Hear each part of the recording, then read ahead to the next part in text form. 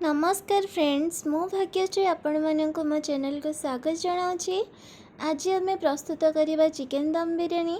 आपण मो वीडियो को फुल देखंतु ताहाले एई भली परफेक्ट बिरयानी आपण मध्य घरे प्रस्तुत करें। आशा करुँची आजिर वीडियोटी आपण मानक पई यूजफुल हेबो। तो चलंतु और डेरी न करी वीडियो को स्टार्ट करबा।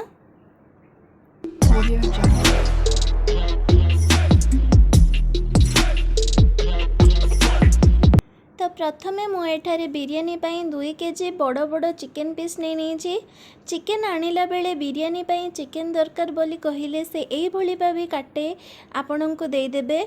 मुझे चिकेन रे किछि कट लगे नहीं जहाद्वारा मसला गुड़िक भल भाव चिकेन मध्य पशि पार।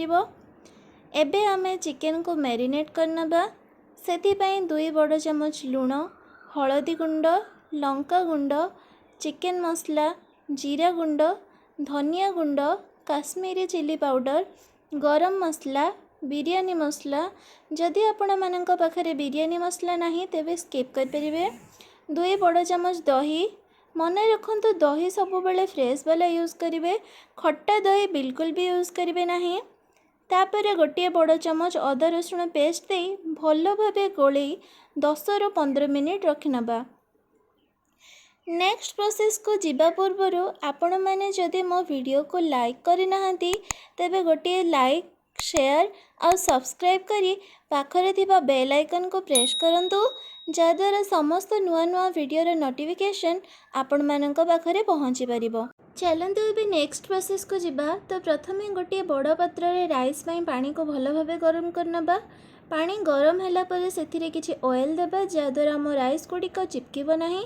तापरे गोटा गरम मसला, 3 ରୁ 4 फाड़ लेंबू, कंचा लंका, कटा धनिया पत्र, पुदीना पत्र, स्वाद अनुसार लुण देदेबा।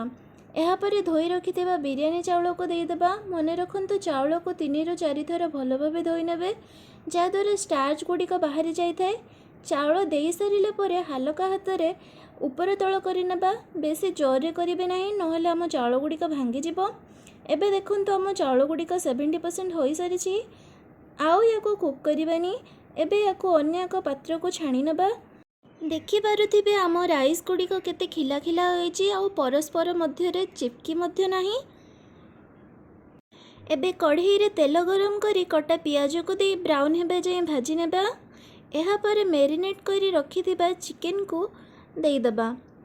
चिकेन को भल भावे पियाज और तेल सह मिसाई नेबे। आमे एठारे आउ कोनोसी पेस्ट बा मसला रे यूज करबा नाही। मु एठारे पाखापाखि 10 जनक पई बिरयानी प्रिपेयर करछि, तेणु मु 2 किलो चाउल सह 2 किलो चिकेन मध्य नेछि।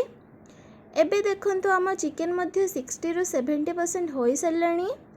एबे गैस रो फ्लेम को ऑफ कर देबा। जो कढ़ई रे मु बिरयानी को दम देबा पई बसैबी ताको प्रथमे प्रीहीट करी सेथिरे 2 चमच ऑयल, शाही जीरा और किछि कंचा लंका कटा को देदेबे। या द्वारा बिरयानी रे भल फ्लेवर आसी थाए। जीरा भल भावे फुटिला परे कढ़ई को ओल्हे लेयरिंग पे प्रिपरेशन करदेबा। तो प्रथम लेयर रे मु चिकेन कषा और किछि ग्रेवी को तल लेयर रे देदेली। ता ऊपर राइस को भल भावे खेलई देदेबा। जदि आपण बिरयानी रे आलू खाइबा को भल पाआंती तेबे एहिठारे भजा आलू देई परिबे।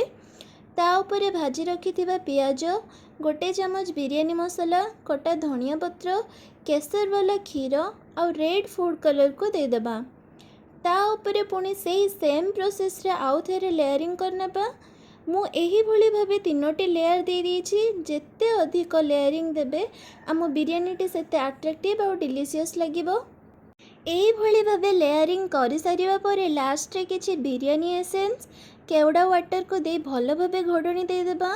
बिरयानी एसेंस टी फुल्ली ऑप्शनल, आपण चाहिले याको स्किप मध्य करि परिबे। मु एठारे दम देबा पई फॉइल पेपर यूज करछि जहाद्वारा स्टीम गुड़िक ता भितर ही रहिबो आ आम बिरयानीटी भल भाबरे कुक हो जिवो।